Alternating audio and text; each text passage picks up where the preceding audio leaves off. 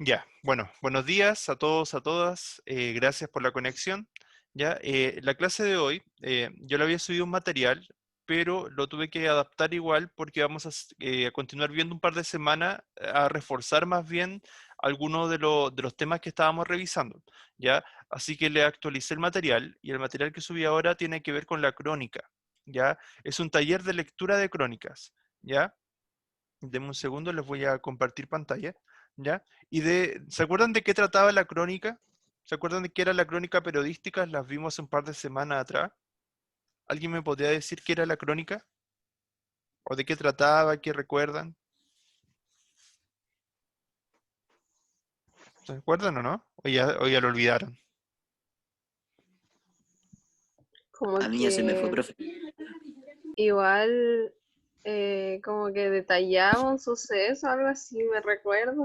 Eso es, sí, de hecho, bueno, uno de los detalles, las características de la crónica, acuérdense que la palabra lo dice, que la crónica tiene que ver con bueno, con relatar, como dice el detalle, como lo dice Yin, ¿ya? Pero sobre todo de manera cronológica, ordenada, ¿ya? Por eso se llama crónica, ¿ya? Que va de alguna manera, ¿cierto? Dándonos, claro, el mayor detalle de los hechos, ¿ya? Sobre todo tiene que ver con hechos noticiosos, ¿ya? Hechos noticiosos, pero como con los pormenores, ¿ya? Vamos a ir viendo algunas de las características para que las vayan recordando, ¿ya? Muy bien. Recuerden entonces anotar su nombre en el chat, ya para que vaya quedando registro, ¿ya? Entonces, taller de lectura crítica de crónicas. Ya nosotros ya habíamos visto bueno, este tipo de texto, así que por lo mismo ahora vamos a profundizar un poco. Ya vamos a ir analizando un poco de manera más crítica, ¿ya? Corresponde entonces al objetivo 10, que tenía que ver con el análisis de distintos medios de comunicación, ¿cierto? De textos de los medios de comunicación, ¿ya? Y también evaluarlos, como la noticia, los reportajes, las cartas del director, la propaganda o las crónicas, que va a ser este último, ¿cierto? El que estamos revisando, ¿ya? Entre ellos tenemos que ser capaces de identificar los propósitos explícitos, los propósitos que están implícitos también, porque recuerden que todo autor de todo tipo de textos siempre tiene un propósito detrás al escribir el texto, ¿ya? Siempre, sobre todo cuando son textos argumentativos, que en el caso de la crónica es más bien expositivo, ¿ya? Pero de todas maneras igual tiene algunos rasgos que son como de opinión, ¿ya? Por otro lado, en este caso también vamos a ver cómo el lenguaje, cómo también las imágenes nos apoyan y nos dicen mucho también en relación a un texto, ¿ya? Eso principalmente respecto a este tipo de texto, ¿ya? Bien, para que vayamos recordando, ¿qué es una crónica? ¿Ya? Como bien decía Yin, tiene que ver con una narración, ya de sucesos, de hechos que fueron ocurriendo en el tiempo, ¿ya? Pero pasa también que por su carácter de narración es muy cercano, ¿cierto?, al género narrativo propiamente tal, ¿ya? En algunos momentos, de hecho, se apoya de este género, pero de todas maneras intenta informar por sobre la narración, ya, o sea, darte a conocer características de un objeto, de un lugar, de una situación, etcétera. Entonces, por esa descripción pareciera predominar la narrativa, sin embargo, siempre va a predominar la información, porque si no sería un cuento, ¿ya? Eso es como los nexos que tiene, ¿cierto?, con este otro género literario, ¿ya? Bien, pero la crónica es un género periodístico, salvo que sea una crónica literaria, y ahí sí es una mezcla ya, cierto, donde predominaría mucho la literatura, ¿ya? Para Martín Vivaldi, la crónica es una información interpretativa y valorativa de hechos noticiosos. Es bien interesante esa definición que proponen, hay mucha definición de crónicas, pero me llamó la atención porque nos clarifica bastante bien de qué trata una crónica. Es una información, es decir, un hecho noticioso, ¿ya? Eso es central para que sea un texto periodístico, ¿ya? Interpretativa y valorativa se refiere más bien que el autor de esa crónica puede dar una opinión o juicios de valor sobre aquello que nos está contando o aquello que va a describir, ¿ya? Por eso, interpretativa y valorativa, ¿ya?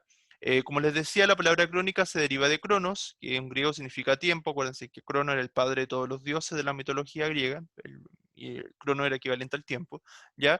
Entonces, cuenta un acontecimiento de interés general de acuerdo a cómo sucedió en un periodo de tiempo, aunque el manejo del tiempo no es lineal, o sea, necesariamente. O sea, a veces sí nos narran cronológicamente la mayoría de las veces, sin embargo, igual pueden haber, como ustedes saben, como es la literatura contemporánea igual, saltos temporales con anacronía en este caso, ¿ya? Pero eso es más bien cuando una crónica literaria, cuando una crónica periodística por lo general se narra de manera lineal, ¿ya? Algunas características para que vayan recordando, ¿ya? Entonces, acá el tiempo es definitivo para darle un ritmo a la crónica y darle también una credibilidad a la historia. O sea, tienen que haber en algún momento, por lo menos al principio, tienen que nombrar, ¿cierto?, la fecha de lo que está ocurriendo. Ya hay algunas que son mucho más detalladas. La de hoy día no es tan detallada, pero de todas maneras nos permite tener la idea de una crónica. ¿Ya? Además de narrar la noticia, el cronista emite un juicio y una valoración sobre los hechos acontecidos. O sea, sobre lo que vivió, sobre lo que observó, tiene que emitir algún juicio de valor, ¿ya? Cada cronista tiene un estilo personal, o sea, le pone su voz propia, algo le pone de su parte, ¿cierto? Para valorar o emitir un juicio de valor sobre lo que está escribiendo, ¿ya? Utiliza una forma narrativa para contar los sucesos y destacar su importancia, o sea, para hablar, ¿no es cierto?, de lo más importante, ¿ya? Sobre todo para resaltar algunos hechos, es que ocupa la narración, ¿ya?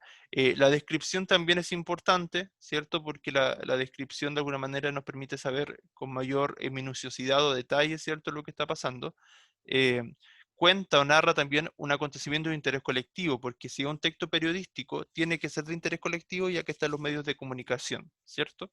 Ya enfatiza también los sucesos, usa el lenguaje sencillo, claro, ya, sin embargo, la crónica literaria, por ejemplo, es mucho más detallado, mucho más metafórico, ya interpretativo como es el lenguaje literario. ¿Ya? También mezcla un poco de subjetividad, por eso la crónica más bien diría yo que es un género híbrido, ¿ya? Porque si bien parte siendo un texto informativo, pero a lo largo de esta va incorporando opiniones o la parte subjetiva del autor. Entonces, de alguna manera es como un género que se mezcla entre lo informativo y los textos de opinión, ¿ya? Y bien, claro, y los cuenta, ¿cierto?, desde el lugar en que se producen y con una implicación clara de su cronología, ¿ya? Eso como a grandes rasgos, ¿ya? Si hay algo que no quedara claro, me dicen. ¿Cuáles son las funciones de la crónica? ¿Ya? Sirven como fuente de consulta para los historiadores, o sea, los historiadores la ocupan bastante, ¿cierto? Para, de alguna manera, revisar lo que está sucediendo en un lugar, por ejemplo, y como testimonio también. Ya dejar constancia o deja constancia, ¿cierto?, de un suceso acontecido. O sea, por ejemplo, ya que estábamos hablando de este temblor, o en realidad terremoto de noche, ¿ya? Por ejemplo, alguien podría escribir una crónica sobre lo que sucedió anoche, sobre partir del temblor, del terremoto, y a partir de eso tomar los relatos de las personas, contar desde qué hora empezó el temblor, cuánto duró, después de eso las réplicas que hubo, etcétera, etcétera. ¿Ya? Ahí alguien podría escribir una crónica sobre eso, por ejemplo. ¿Ya? También busca relatar cómo sucedieron las cosas y da una interpretación valorativa de las mismas. ¿Ya? Dado su carácter, hay distintos tipos de crónica. Está la crónica, sobre todo la informativa, que más bien se dedica a narrar algo de manera cronológica, pero sin caer tampoco en el cuento, sino más bien son descripciones sobre todo, ya sin emitir juicios de valor. La de opinión es como la más típica, mezcla la información y a la vez también te comenta sobre esa información. ¿Ya? Y la interpretativa es la más literaria, ¿ya? Se llama, la crónica literaria también se llama entonces crónica interpretativa, que donde está de manera mucho más, como el nombre le decía, mucho más literario todo contado, ¿ya? Y según los temas, tiene distintas clasificaciones, que probablemente hay más porque pueden ser muchos tipos de crónica. Está la crónica parlamentaria, cuando tiene que ver con temas más bien políticos, ¿verdad? También puede llamarse crónica política si ustedes quieren, pero por la parlamentaria puede ser. La noticiosa, cuando más bien se centra en el hecho informativo. La nota roja, cuando tiene que ver con sucesos así como de los crímenes, ¿verdad? Todo ese tipo de cosas. La crónica deportiva, como el nombre lo dice, cuando habla de deporte, ¿ya? La crónica local, cuando te relata sucesos que ocurrieron en un lugar determinado, por ejemplo, acá en Copiapó, o en alguna zona, ¿ya? La crónica cultural, cuando te habla del ámbito artístico, cultural, de cine, de literatura, de arte, de música, etcétera, etcétera, ¿ya?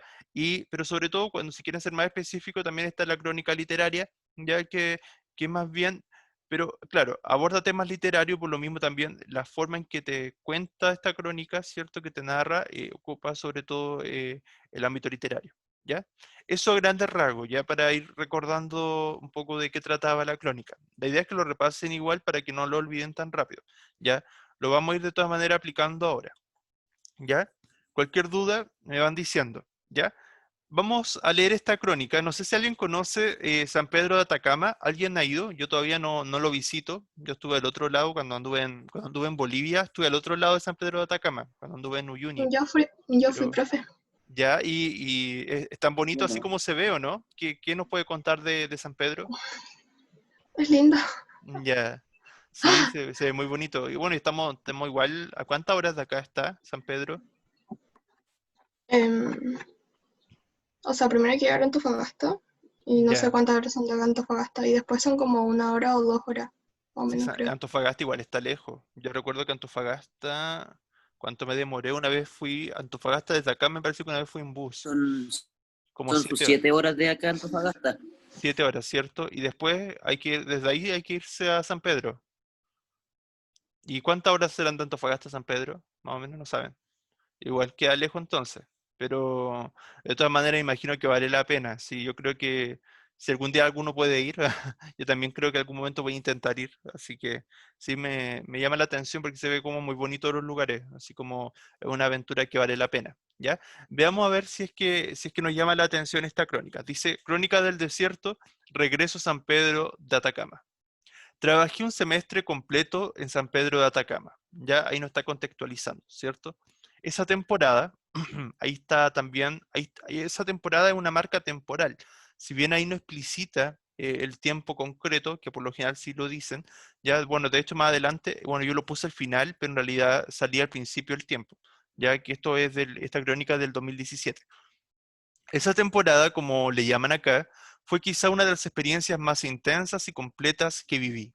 A continuación narraré las más significativas impresiones que surgen al recorrer nuevamente esta tierra. ¿Cierto? Ahí, claro, ahí esa parte, como les decía yo, la narración, la descripción, es muy propio de las crónicas.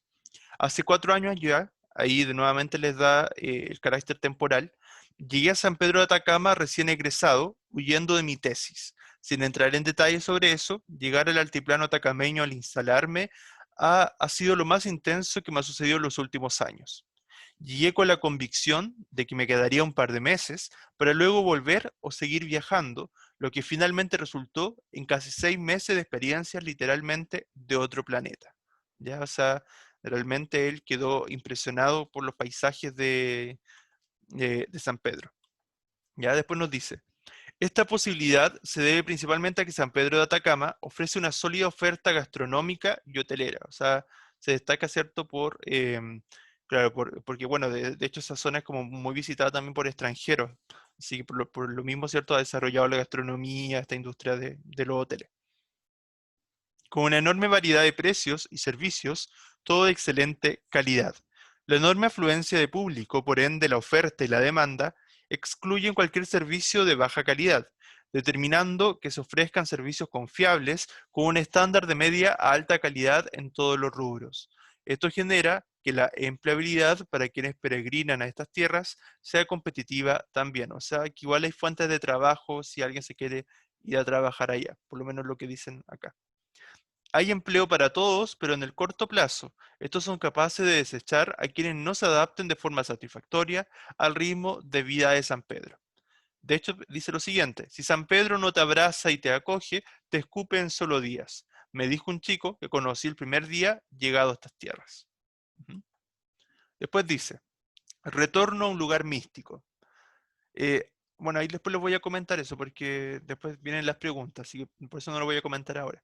Trabajar y vivir en San Pedro, en definitiva, permiten acceder desde otra posición a los sitios patrimoniales y turísticos. Sin duda, el acercamiento que se hace como habitante, aunque efímero, pasajero, está dado por habitar el espacio patrimonial, utilizar sus calles, pasadizos, rincones, vivir en una ayllu, ¿cierto? Ese nombre está Ayu es Diaguita, ¿o no? La palabra Ayu, me parece que sí. En una construcción de adobe, almorzar todos los días la enorme oferta gastronómica y recibir el descuento para la gente del pueblo. Sin duda originan otra sensación de pertenencia y apología a este territorio. Ahora mismo estoy sentado en la plaza de armas de San Pedro. Miro las construcciones, los enormes pimientos que protagonizan este panorama, los arcos y columnas de las construcciones antiguas, la casa de Pedro de Valdivia, así llamada por ser la vivienda que Francisco de Aguirre mandó construir para el comandante de las huestes que conquistaron este territorio desde 1540. ¿Cierto? Desde ahí ya se empezó la fundación, ¿cierto?, de esta ciudad. La iglesia de San Pedro es una de las iglesias de más antigua data de nuestro país, de estilo andino, está hecha a base de adobe, ahí nos están describiendo, ¿cierto?, de cómo es esta iglesia, ¿ya? Tablas de algarrobo y cactus que se encuentran amarradas con cintas de cuero en el techo, de especies camélidas, ¿cierto?, de camellos, ¿cierto?, de la zona, ¿verdad? Y claro, de alpaca probablemente, ya consta de dos puertas, según se dice, la principal era para que entraran los españoles y la de costado las indígenas. Hoy en día es un monumento nacional de Chile. Observar el pueblo mientras lo recorro o mientras estoy aquí sentado me llena de nostalgia. Ciertamente hoy desde otro ritmo puedo contemplar apaciblemente por qué estas calles de tierra y muros de adobe atraen a miles de viajeros de todo el mundo durante todo el año. En este preciso momento espero la disponibilidad de una bicicleta para ir a recorrer los valles de la Luna y Muerte. En Bolivia también habían uno, cerca de La Paz, habían unos valles que tenían el mismo nombre. Luego de eso me encaminaré a la aldea de Tulor y a las lagunas Cejar y Escondida. Será un largo día del que espero poder dejar algún testimonio en la próxima nota. Esto lo escribió 7 de febrero de 2017 para Tour Chile Online. Bien, ¿qué les pareció esta breve crónica? Vayamos a alguna de las preguntas. Dice, ¿qué impresiones posee el autor sobre San Pedro de Atacama? ¿Cómo lo describe? ¿Cómo sienten ustedes que describe, cierto, este autor a San Pedro? ¿Qué es lo que dice de Para San Pedro? mí ¿Sí? lo describe como un lugar igual como diferente y mágico en cierta manera, porque, y como que en cierta parte, a él San Pedro, como decía como la frase, como que a él lo acogió porque igual él iba como con una expectativa de tiempo y al final se terminó como quedando igual un poco más. Exacto, sí. Entonces siento que él lo consideró como un lugar diferente, algo atractivo y como, no sé, como mágico. Claro, sí, sí. O sea, de hecho, claro, toda esta idea del misticismo, probablemente del lugar, no nos habla tanto de la gente de ahí, pero también probablemente también tu le ha llamado mucho la atención, pero sobre todo estos impresionantes lugares. Por ejemplo, fíjense en las imágenes, igual yo creo que a cualquiera igual le llamaría la atención, yo encuentro muy, muy llamativos los paisajes, así que realmente se ve como un lugar así como poco común, los colores, los contrastes, los atardeceres, sus calles también es como estar en otra época, me imagino, así que como volver al pasado un poco. Más encima tiene esta mezcla de estilo colonial, ¿no? Igual interesante. Quizá a nosotros no nos parezca tan brusco el cambio porque vivimos una hora en el norte, pero a las personas, por ejemplo, yo que era del sur, al principio, por ejemplo, Copiapó, igual me causó mucho contraste, mucho, no contradicción, sino más bien contraste porque era muy diferente al sur. Pero, por ejemplo, claro, ahí San Pedro es mucho más bonito, sí, o sea, la forma por todo, o sea, los paisajes son mucho más llamativos, ¿ya? Pero bien, ¿alguien más quiera aportar algo sobre esa pregunta? ¿Sobre qué impresiones posee el autor sobre San Pedro de Atacama? Otra pregunta dice, ¿qué crees que motivó al protagonista de la crónica a vivir 6 meses en este lugar? ¿Qué lo habrá motivado? ¿Por qué él se habrá quedado? ¿Por qué creen que quiso quedarse más tiempo?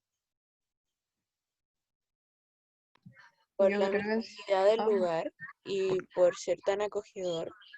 Ujú, claro, sí, sí. O sea, probablemente, claro, o sea, claro, porque como decíamos, era muy bonito el lugar, muy llamativo. Probablemente también él se sintió acogido y se sintió a lo mejor como con ese sentido de pertenencia. Cuando uno llega a un lugar, a mí igual me ha pasado a veces que he llegado a un lugar y me dan ganas de quedarme más tiempo y a veces igual me he quedado más tiempo, de hecho. O sea, por ejemplo, a veces iba por 3 días a un lugar y digo, ya no, me voy a quedar 2 semanas después, por ejemplo. Entonces, porque hay lugares como que te marcan, que de alguna manera te llaman y te dicen como que te invita a quedarte ese lugar. Ujú. Bien, dice, ¿qué aspectos positivos son resaltados en esta crónica de viaje a San Pedro? ¿Cómo influyen las imágenes que acompañan al texto en tu percepción del lugar? Vayamos viendo las imágenes un poco, ya, para que me cuenten cómo perciben ustedes este lugar, ¿ya? Fíjense ahí, ¿cierto? Estas montañas, ¿ya? Acá también. ¿Qué les van diciendo estas imágenes?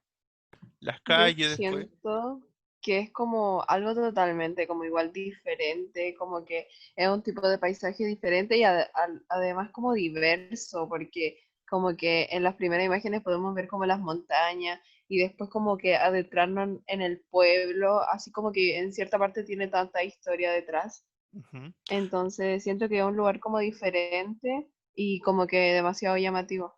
Claro, después nos hablaba él también mucho de lo patrimonial, o sea, la arquitectura, la constitución del pueblo, que todavía tiene casas de adobe, todos esos detalles, por ejemplo, acá de nuevo, miren, dice, nuevamente vuelve a la iglesia de San Pedro, dice, la iglesia de San Pedro es una de las iglesias de más antigua data de nuestro país, además, claro, tiene mucha historia, eso es bien interesante igual, los lugares con historia siempre vale la pena visitarlo.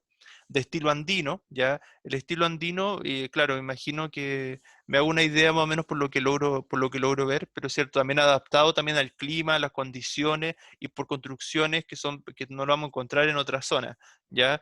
Claro, y ese estilo andino es porque está hecha de adobe, tablas de algarrobo, ya cactus también, claro, propio de la zona, ya y cintas de cuero, claro, de camélidos también, o sea, igual bien interesante, ¿ya? Claro, y dice, según se dice, la principal, claro, que consta de dos puertos. Ahí también tenemos, por ejemplo, ese detalle de de clasismo social que había en la época de la conquista, por ejemplo, y de la colonia. Dice, consta de dos puertas, según se dice, la principal era para que entraran los españoles y la del costado los indígenas. O sea, eso también forma parte de la historia de la idiosincrasia de nuestra sociedad, ¿ya? Y claro, y que actualmente es monumento nacional, patrimonio nacional. Ujú. Profe, yo ¿Sí? creo que otra cosa son los colores, porque si podemos observar los cerros, Ujú, son colores como súper naranjos, por así llamarlo. ujú. eh, y acá, si uno va a ver los cerros, son muy grises. Entonces yo creo que Claro, son los colores los que llaman la atención, los paisajes.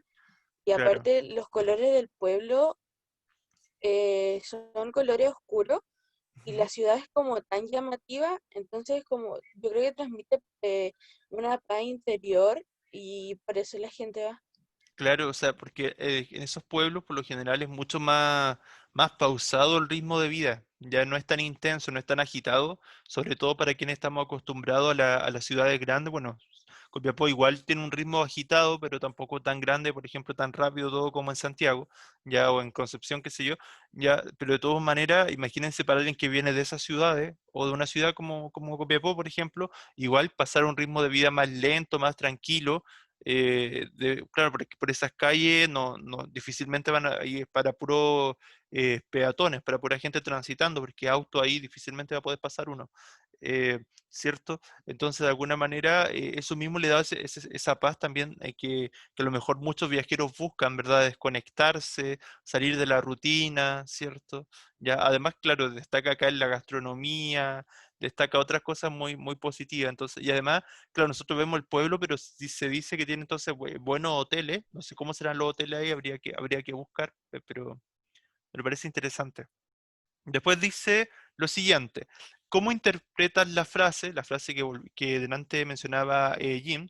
¿Cómo interpretas la frase si San Pedro no te abraza y te acoge, te escupe en solo días? ¿A qué se referirá esa frase? ¿Cómo la interpretan?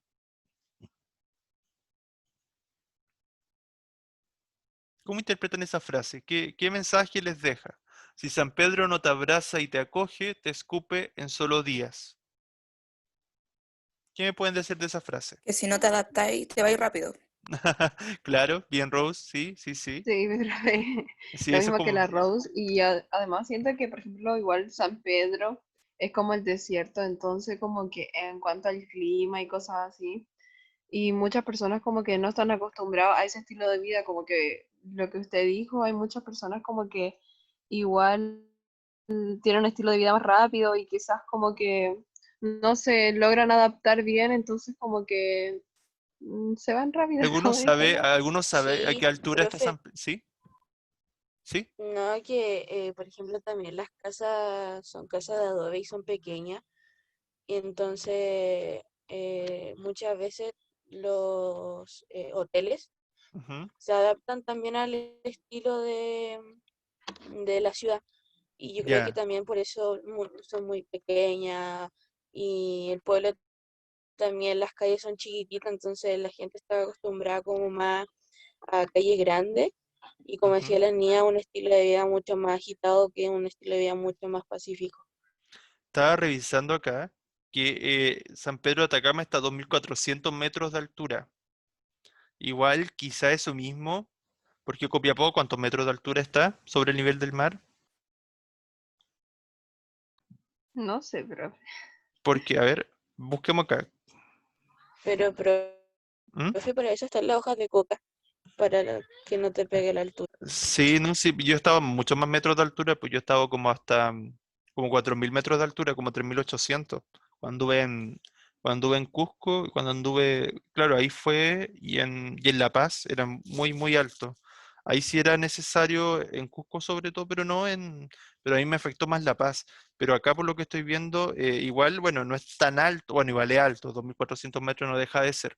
Entonces, a lo mejor estaba pensando en ese detalle que a lo mejor igual a mucha gente, por eso esa frase, que claro, que te escupen solo días, porque a lo mejor a mucha gente le puede afectar la altura, el clima, puede venir con una expectativa y después como que no siente lo que es, porque a lo mejor no tiene las comodidades que andaba buscando, no sé, pueden ser tantas las cosas que uno no se sienta bien en un lugar, pero en cambio para los aventureros, para aquellos que buscan tener una aventura un poco más, como más de más atrevida, por así decirlo, de ir como a la vida, yo creo que igual vale la pena, sobre todo cuando los mochileros, yo creo que esto es como aventura más para mochileros muchas veces, ya, pero de todas maneras yo creo que para todo público, pero igual llama la atención, vale la pena porque, por ejemplo, para disfrutar esos paisajes, o sea, igual tienes que tener una buena condición física, salir a recorrer estos lugares o tomar tour, qué sé yo, pero de todas maneras igual hay que ir bien preparado, ¿sí? Así que yo creo que también pasa un poco por eso, ¿ya?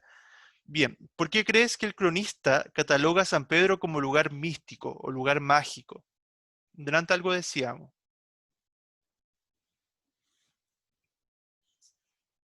Voy a volver acá que dice, retorno a un lugar místico. Dice, trabajar y vivir en San Pedro, en definitiva, permiten acceder desde otra posición a los sitios patrimoniales y turísticos.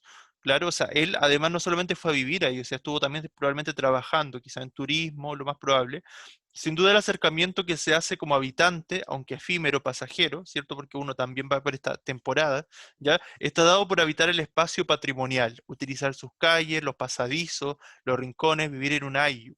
Eso de vivir en un ayu, no sé si lo estaré pronunciando bien, pero cierto, igual es una experiencia. O sea, mucha gente, recuerdo, los mochileros sobre todo siempre buscan esa experiencia de, por ejemplo, la gente que va a Machu Picchu, que va a Cusco, busca también la experiencia de vivir con esa cultura. Entonces, probablemente también, y siento que eso le falta a Chile igual, que por ejemplo Perú y Bolivia también, pero Perú sobre todo exalta demasiado el turismo, el patrimonio cultural, el patrimonio natural, arquitectónico, y acá en Chile encuentro que todavía estamos muy atrasados en esa industria. Encuentro que acá en Chile se le podría sacar mucho más provecho y valorar mucho más lo que tenemos.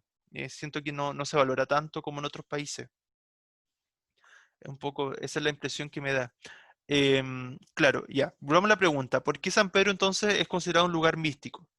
¿Qué me podría dar su idea? Algo me han dicho, pero ¿por qué lo consideran un lugar místico? O sea, ¿por qué el cronista lo considera un lugar místico?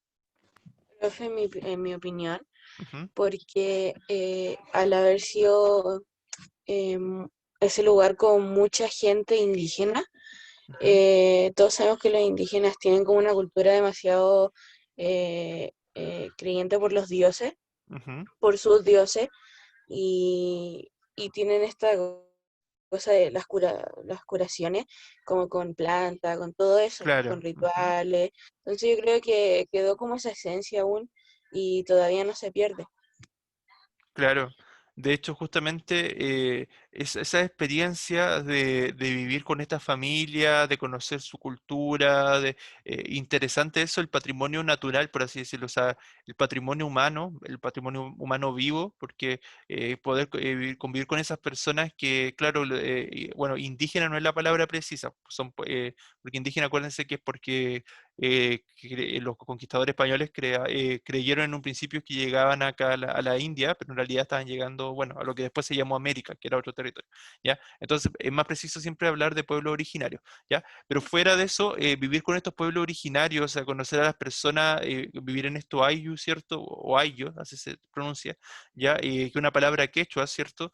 La idea es justamente vivir con estas familias, convivir con ellas, ver cómo el día a día, cómo trabajan, cuáles son sus creencias, como decía Pía, cuáles son su cultura, cuál es su visión de la vida, a lo mejor, tener algún tipo de conversación con ellos o escuchar su idioma. O sea, qué bonito escuchar el quechua. A mí me gusta mucho eso de poder escuchar otras lenguas que ya lamentablemente cada vez están muriendo. Y eso también hay que hacer algo por rescatar eso, no, que no se pierda. Y no solamente por turismo, sino realmente por valorar esas lenguas. Lamentablemente siempre la lengua dominante, en este caso el español, siempre se va a imponer por esas lenguas, pero de todos modos hay que intentar todavía revertir eso para que no se extingan tan rápido como han pasado con tantas lenguas en nuestro país.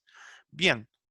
Después dice, dadas las características de la crónica leída, ¿a qué tipo pertenece y por qué? ¿A qué tipo de crónica pertenece? Y aquí tenemos, a ver, ¿a qué tipo de crónica pertenece?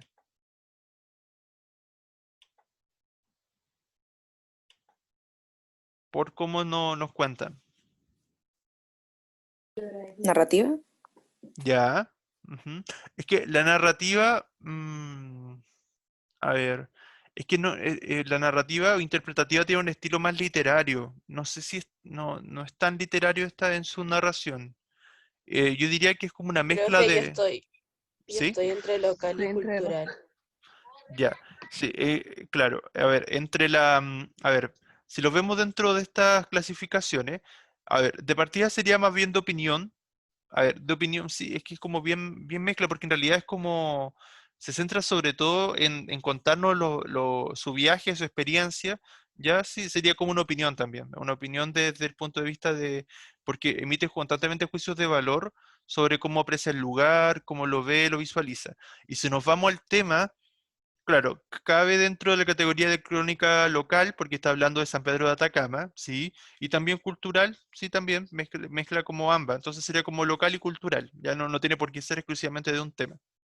Ya cultural porque habla de la gastronomía, de la cultura local. Es que bueno, es que la cultura engloba varias cosas, ¿no? Aunque no hable específicamente de cultura, porque él habla más bien de la gastronomía y de la industria, o sea, de los paisajes, ¿ya? Pero entonces predomina sobre todo lo local, ¿ya? Porque se centra en los paisajes y sus características como el patrimonio, ¿ya? Pero hay un cruce entre ambas, ¿ya? Entonces sí, sería local y cultural, ¿ya? Y sobre todo más bien como de opinión, ¿ya? Pero hay una mezcla, ¿sí? A veces la crónica, como es un género híbrido, cuesta un poco clasificarla, ¿ya? Pero no les van a pedir así como en general que clasifiquen una crónica, pero es como más para tener una idea, o sea, como para identificarla y diferenciarla. Bien, eso era respecto al tema de hoy, como para recordar un poco las crónicas y familiarizarse con ellas. ¿Hay algo que quisieran decir, agregar? Todos anotaron, ¿cierto? En el chat, ¿verdad? ¿Algo que Sí, quisieran profe. agregar? No, no. ¿Les queda más claro ahora lo que son las crónicas? Sí, profe, mucho más. Ya, eso es Sí, bueno. profe. Ya, muy bien. Y Sí, entonces, profe. súper. Entonces, propósito de hoy día logrado. Ya, súper bien. Ya, bien chicos, bien chicas. Ya, cuídense mucho. Ojalá que no hayan más réplicas. Ya, y si hay, ojalá sean no tan fuertes. Ya, eso por mi parte. Me despido. Cuídense mucho. Que estén muy bien. Chao, Chao, chao. profe. Que Chao, estén bien. profe. Nos vemos. Chao. Cuídense. Que tengan buen día. Chao, chao. Igual. Chao, chao, Chao. chao. Chao. Cuídense.